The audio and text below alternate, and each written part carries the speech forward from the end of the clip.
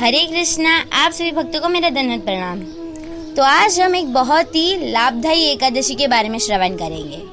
एक बार युधिष्ठिर जी ने श्री कृष्ण से पूछा कि चैत्र मास की कृष्ण पक्ष में कौन सी एकादशी आती है, उसका महत्व कृपा कर बताइए। तब कृष्ण युधिष्ठिर जी से कहते हैं कि एक बार ठीक ऐसा ही प्रश्न चक्रवर्ती नरेश मंदत्ता जी ने लोमश जी को किया था। मंदत्ता जी ने ऋषि लोमश जी को पूछा कि चैत्र मास कृष्ण पक्ष में कौन सी एकादशी आती है, उसके बारे में कृपा कर बताइए। तब लोमश जी बताते हैं कि पूर्व काल की बात है। चैत्र रथ नामक वन में जहाँ अप्सराएं विहार करती है, मंजुघोषा नामक अप्सरा ऋषि मेघावी को मोहित करने के लिए गई। मुनि वन में ब्रह्मचर्य का पालन करते थे। मंजुघोषा मुनि के भय से आश्रम से एक कोस दूर ठहर गई और वहाँ पर सुंदर वीणा बजाते हुए गीत गाने लगी। महर्षि मेघावी घूमते हुए उधर जा पहुँचे और अप्सरा को गाते देख मोहित हो गए। धीरे धीरे दोनों साथ घूमने लगे। उन्हें रात या दिन का भी ध्यान न रहा।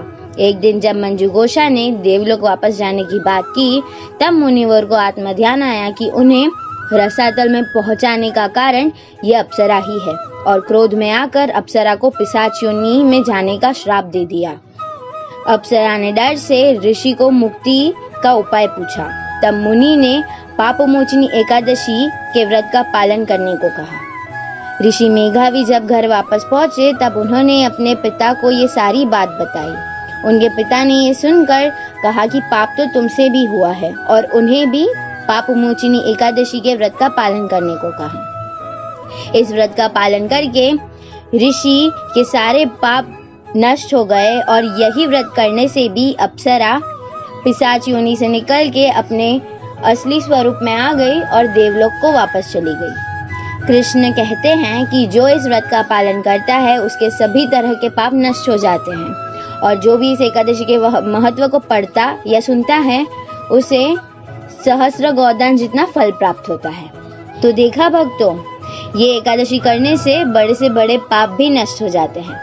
तो ये पुण्यमय एकादशी आ रही है 28 मार्च को मंडे को, और इसका पारायण टाइम है उसके नेक्स्ट दिन जो है 6:35 AM से लेकर 10:40 AM तक।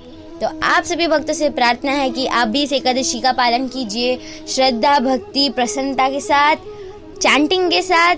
धन्यवाद। हरे कृष्णा।